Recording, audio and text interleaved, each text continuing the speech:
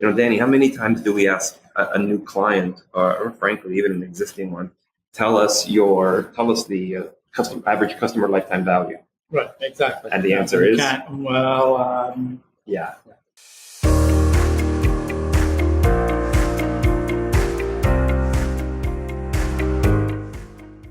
Welcome back to another episode of Marketing on Tap. This is my mate, Danny Brown. My name is Sam Fiorella.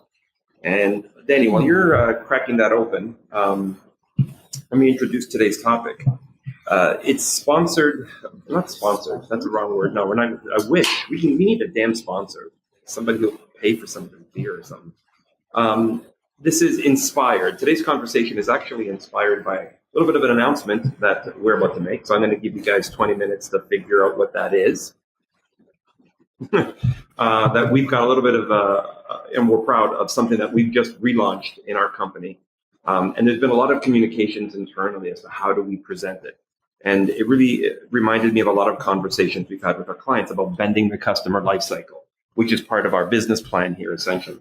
And I thought this would be a good opportunity for us to chat about what that is and how it's maybe changed over the last number of years that we've been running Sensei. So bending the customer lifecycle, we want to talk about the importance of not just driving customers to be a customer, but then doing something with those customers beyond the point of purchase. So we're going to be talking about how do you get them to be loyal? How do you get them to be advocates? And if they're advocates, are they necessarily influencers? What's the difference between those two? And what processes does a business need to implement, whether they're a marketing division or a company as a whole or a marketing agency? What do they need to put in place to get the maximum value out of that full customer life cycle, from awareness to purchase and from purchase to advocacy? So that's today's topic, customer life cycle, bending that customer life cycle. So we need some libations before we get into this heavy topic. Yes, we do. So today we're revisiting Cowbell Brewing, who's up in Blythe, Ontario. Cowbell. Yep, we need more cowbell. What's that? It's a Spinal Tap. But yeah. Spinal Tap. We need more cowbell. But we've done one of those before, like where I think it was Dog Bruins or something. But this one is, what was it? Absent Landlord. Absent Landlord. Yeah, but this one is Doc Purdue's Bobcat, which is, as you can see, it's a radio. Love radio. However, what they've done is, so this is why I'm curious about you guys' reaction. What they've done is they've mixed up West Coast American Pale Ale and IPAs to inspire the Bobcat. So it's got hops that you normally find in an IPA, and it's got English yeast that the English ale yeast. They're screwing with me. They're giving me a red amber, but they're putting an IPA taste on it. Pale ale, IPA. The Cowbell, I haven't tasted it yet, but I am not happy. We'll see what Rob makes of this. He's looking scared, so this could be interesting. Robert's already got that. It's only 5.5% ABV and 30 IBU. So again, I'm using a wheezy drink. All right, Rob. Right. Cheers, Robert. Hang on, let me get the video going. Okay, cheers. Cheers, guys.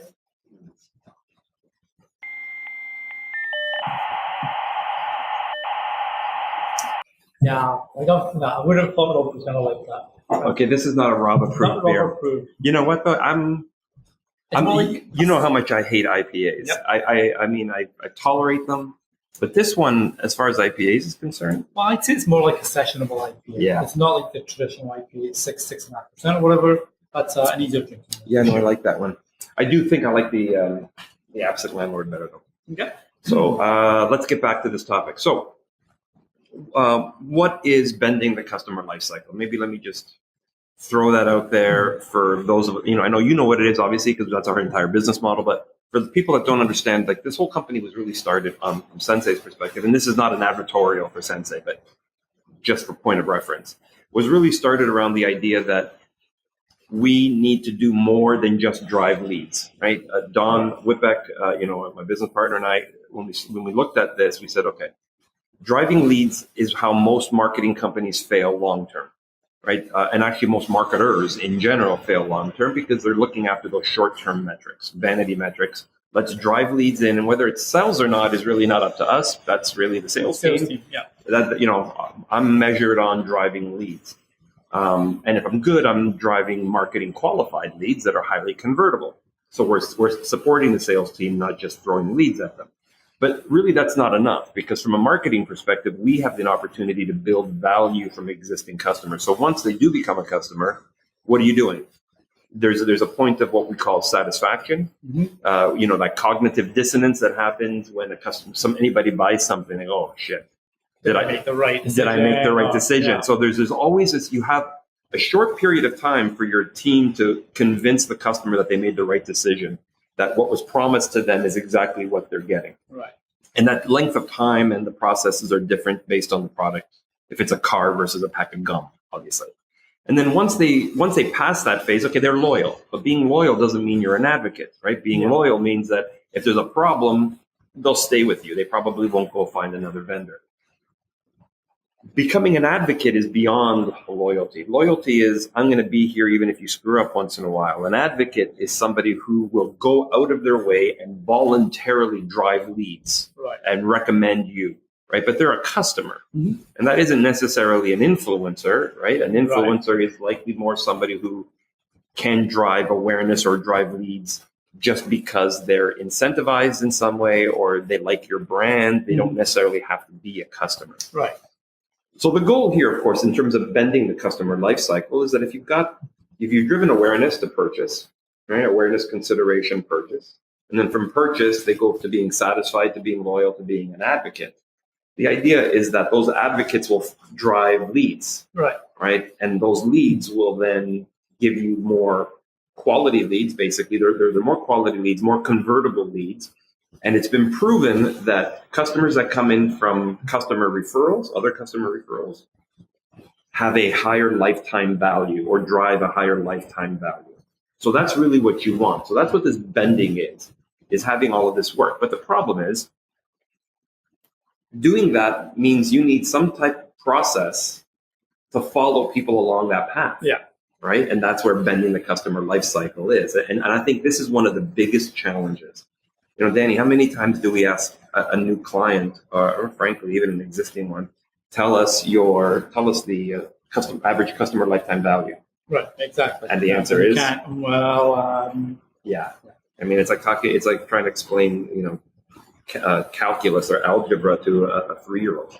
I mean, and I don't want to I shouldn't criticize your clients or prospects, because marketers just haven't been trained necessarily this way. And unless you are a really sophisticated marketing organization, most marketers are not trained that way, right? So customer lifetime value is the value that a particular person, a customer, will drive to your business over the length of time that they are on average a customer.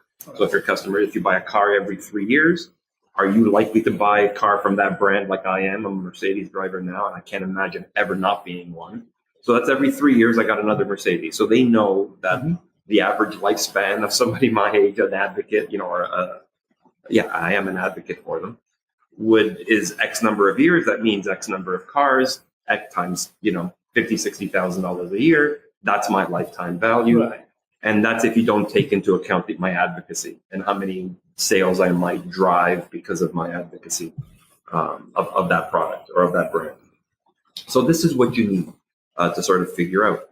But let's talk about those steps along the way in the time that we have. So starting at the beginning of the customer life cycle, how do you drive somebody from awareness to consideration to purchase when it comes to acquiring a customer, the first side of this cycle? Yeah, it depends on your awareness campaign. Are you grabbing emails, for example?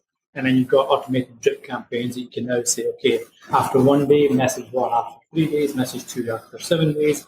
And you can start to filter out who's interested, who's opened, who's clicked, who's downloaded a booklet on the new Mercedes or whatever. And you'll start to understand, okay, I know who's now and from awareness are interested, so then maybe doing more research. So now, where do the research? Do the research on Mercedes sites, for example, do the research from friends and who's driven Mercedes and that. So basically, you're following them along. Now, that's the simple version using email drip campaigns. You can do the same, with cookie and retargeting on cookie, website visits, etc. So there's various ways, and your job or our job, I guess, is to see, okay, where are they now in step 1 through 6? Well, I mean, already just in those two examples, there's there's so many different touch points along that. So, and then I can point to 5 or 6 or 7 different books out there, or 100 or thousands of books that are written about that pre-purchase life cycle and how to drive customers in. What software is there, or is there a centralized tool or process or campaign that can be run that doesn't matter which of those tactics you want to deploy? Because one of the things that we've learned is that if you run an email campaign, fine, and you got a database maybe in a CRM of people who've responded to an email. But how does that correlate to a trade show? And did they come to the trade show? Did they not come to the trade show after receiving an email? Or did they do it? And what was the cause and effect between those two things? Right. And then if you start adding banner ads and magazine publications and direct mail and, what other or free giveaways and demos, when you start adding all of that stuff together, you've got all of these things, but does that actually build a client relationship? Is there a tool that can be used? Like I'm thinking like Marketo, for example, or Eloqua. There's marketing automation software. Is that the way to go for customer acquisition management as a whole? When it gets to scale, you need automation. Because we've been to trade shows and we've seen how big it can be. You have 30,000, 40,000 people over a 2-day span. So automation comes in. You can use geolocation for, get the phone details. So if someone is actually signing up for your email list, ask if they want to provide a phone number. Do they prefer emails or text as their preferred communication? If you're lucky enough to get a phone number, now you can start to locate when they do come. So they can invite to a trade show. Right. Do you fence that area if that number pops up? I'm going to challenge you there, though, because while that is accurate, that's true, and that's how they work. And there's some really good case studies that I've seen from those companies and others like them, even like a HubSpot, and and definitely one of my favorite software is a social CR or social relationship management tool, Nimble. And so they do this really, really well in terms of developing a funnel and knowing when to engage these people. Yet we have 3 customers that use those software platforms, like a Marketo, and have left and says this is not enough. This automates our communication, but it doesn't give us the insights that we want, or doesn't manage the customer life cycle the way that we wanted to. And what was missing in those cases was a sense of community. Right. Because what they're doing is they're communicating on an ongoing basis. And they do that exceptionally well in terms of identifying touch points of when to send certain messages, as you suggested. But there's no value add beyond that transaction, beyond here's our latest demo, here's our latest piece of information. So one of the things that I think we've seen work really well, and we've talked about this in a few of our podcasts, is the value of building a community, and not necessarily a community that is on Facebook, because you don't own that, right? You're basically giving Facebook an audience to make money from, right? And you don't have the access to all of those people without paying them to get a message out to everybody every time you post. Smart business model if you can get away with it. But for our clients, there's an issue with that. So this is where I find marketing automation software is really challenged. Is that while they can push out the communications, they don't build that sense of community, which lends to an affinity program as opposed to a loyalty program. What we spoke with last week. What we talked about last week, right? That's the difference between an affinity program and a loyalty program. So I think that this is where my recommendation to the people that would be listening, and what we definitely do with all of our clients, is say, marketing automation is fine. And I'm not saying get rid of what you have, but find a way to use that as a communication platform, but in a way that drives people back to some kind of an owned, branded community where you can drill down. People think about that when you've got clients, like Starbucks. Remember the old My Starbucks? Was it My Starbucks or My Starbucks idea or whatever it was? Yeah. So I remember that was 100 case studies around that.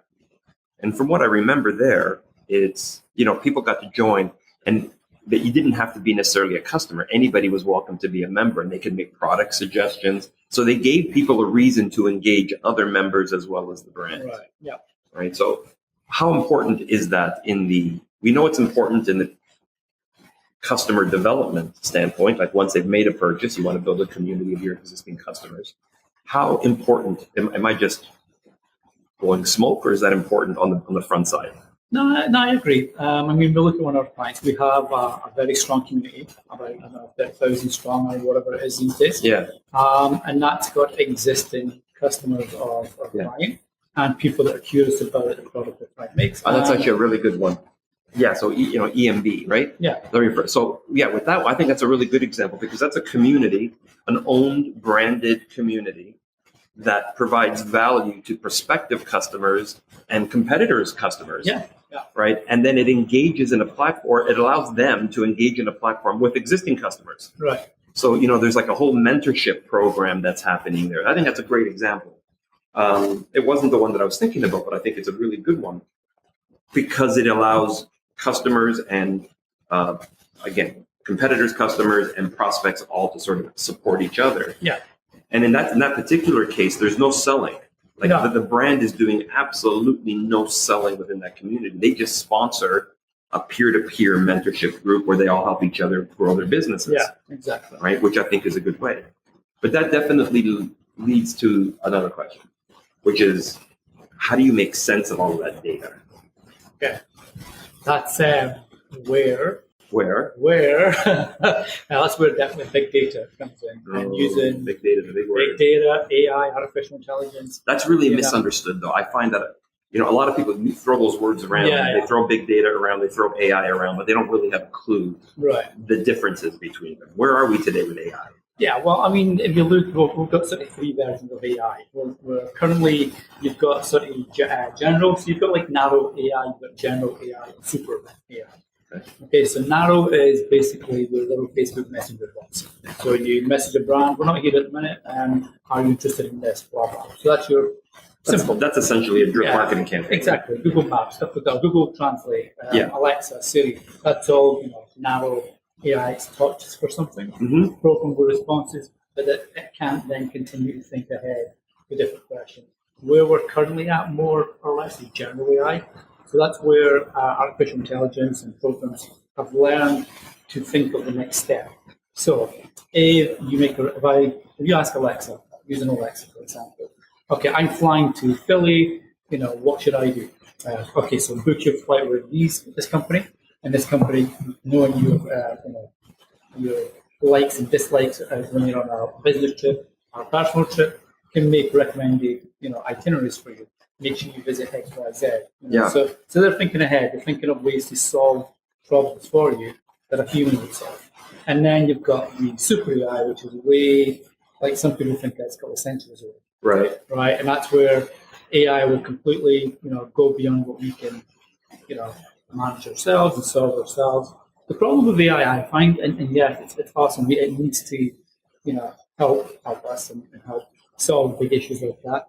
But there's still always going to be examples that AI can never compare to a human. Like when it comes to art, someone's artistic, designer, etc. Based on a historical event that's happened to you, that's personal to you, and AI can never. How you interpret that artwork. Exactly. Yeah, exactly. So, we're kind of at the general phase at the moment where they're learning, they're taking next steps, and they're providing solutions. Well, maybe we can tease a little bit now. Robert, can I talk about you may see a different screen behind us right now. That's because we're in the middle of a promotion relaunching our software, which is Bondi.co. And we take some of these principles. This is why this has been such a big conversation in this office for the last year in particular. But with one of the things that we looked at is that we need to go beyond that basic, right? It's one thing to just automate, right? Because then that we wouldn't need to we'd be trying to replace Marketo and all the rest of them, right? And that isn't our goal. We found that there was an opening there where data that comes in from Marketo and is potentially spit out from Marketo needs some type of an AI tool that allows a community to form and have organic conversations, organic engagements, something that wants people to come in and share data, but then take that data, merge it with data from whatever internal software the companies have. So be it their accounting software, so how often do they buy a product? And then merge that data with what offers and benefits are they getting within a community, or who are they talking to? What's their level of advocacy? Yeah. And when you can start and then merge that with how many people open an email that potentially like an Eloqua or whatever software sent out or Salesforce.com sent out. By merging all of this data, what we can look at is this should be a drinking game. Every time a marketer says 360-degree view of a client. And I don't mean that specifically, but like what we can do is we can start to analyze which clients, or in this case, which prospects, looking at the pre-purchase life cycle, what's the profile of a customer who comes in and takes these 3 engagements, or based on their profile, matches other profiles and have taken these 3 engagements. We now can start to look at where are they along the customer life cycle. You know what I mean? Is this somebody who is ready to purchase? Are they at an engagement standpoint? Yeah. What's the likelihood that they're going to convert? And then if they do convert versus those that don't convert, the AI, at least in this case, can start to make recommendations about this client and start to build profiles that they can then recommend who we can target to bring in. Yeah. Right. So I think that this is going to be the key for communities and customer lifecycle management. That it's number one, if you haven't already figured out what your customer life cycle is, like what are the steps, you know, what's the profile and the tactic of getting somebody into the awareness stage, getting them into the consideration stage, converting them, satisfaction, loyalty, and advocacy.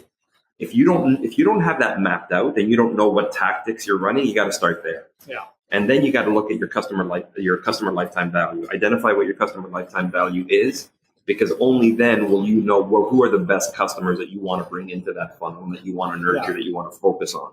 Because that's how you're going to maximize that effort. And like you say, it's not just in the money they spend, it's the money people they bring in spend as well. That's right. And then this is where influencer marketing is really is seen as, let's just hire a bunch of, half-clad women, shills, to huck a product. But it is, let's look at our existing clients. Mm-hmm.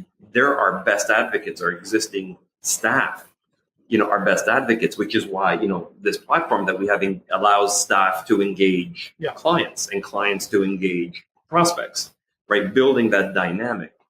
But those two are where even sophisticated companies have gotten to. The third step, or the third function, once you've done those two, is identifying what type of an owned community or AI can I use that analyzes that big data. Because one of the problems with big data is a lot of people collect all of this stuff, and that's the CRM problem. Yeah. We're collecting data, but now what? Yeah, what do we do with it? What do we do with it, right? And not only, it can get into predictive indexing, it can get into profiling, and at some point, it could potentially automate a little bit of a customer service, right? If it's done well based on that profiling. So that's, I think, the next step that marketers need to be looking at. I know we're trying, software that we're developing with what we're trying to launch. But as an industry, I think this is sort of where we need to go. And marketers that are on the client side need to start demanding that of their agencies. Yeah. If their agencies are not doing it, and certainly demanding it of their internal departments in terms of the software. Mm-hmm. I'm getting a signal that it is our time. So that's our bell. Thanks for the bell, Stephen. For last call. So I'll leave it to you. I'll give you the first crack at this. What's the one takeaway you want to give people listening? Wow. While I drink. There was a lot to cover today. I know there was. Yeah, really good stuff. Well, think about it. If you were I'm an advocate for, Mercedes, right? You drive what, your tricycle? So if you were like looking at your tricycle and, And I wanted to move up to a two-wheel bike. Yeah, how would you do that? What would you tell them? Yeah. No, I think, it's like you say, it's looking at all the different touch points and understanding what that touch point means and how to actually reach the people that's in that particular touch point. Right. And using whatever tool it needs to be to help you understand that. Yeah, no, and I agree in a way, but I think that you have to go beyond just the technology. Too often, and this is my takeaway, don't get sucked in by this is a technology that makes my life easy. This is a technology that allows me to send more emails faster and allows me to provide fancy analytic charts. That's all nice and good to have, but it has to go one step beyond. What am I learning from this data? What recommendations is it giving me beyond when to send the next email? Right? I mean, I would be looking at what is this software giving me to inform my salespeople to who to call, or informing my staff at a trade show how to develop that trade show booth, what promotions to have, what works with different types of people. Get your service team, who's going to be Right. your company. Exactly. Get them to reach out. Or linking customer experience people, customer service. Yeah. Right. One of the things that I love is that our customer service teams can actually log into our platform as just one example that we've seen work really well. That they could benefit from what the AI is learning in terms of how to deal with your existing customers when there's a problem or when there's a question. So you're actually bringing in the rest of the team. So it has to go beyond just what's the simplest and coolest software. There's got to be some lessons learned. There's got to be an owned community that you're not shipping off to a social network. That's my recommendation. I know this is a difficult conversation to listen to, I would think, because there's a lot of weeds to get into here, which is quite frankly the reason we drink when we talk about marketing. But I think it's an important one to have. So anyway, if you got any questions about any of that, by all means, give us a call, leave a comment down in the bottom. Or, if you haven't figured this out yet, we've got a different background. This is the relaunch of our AI-powered community management software, Bondi. You're going to want to take a look at it. Bondi.co. If you're interested in anything that we're talking about, this is what led to that. So it's a subtle plug. Given how not a damn beer company will sponsor us, we're going to have to sponsor ourselves and put in a little bit of a plug. Anyway, guys, thank you very much. Until next time, cheers. Thanks for listening. Cheers. Cheers, mate.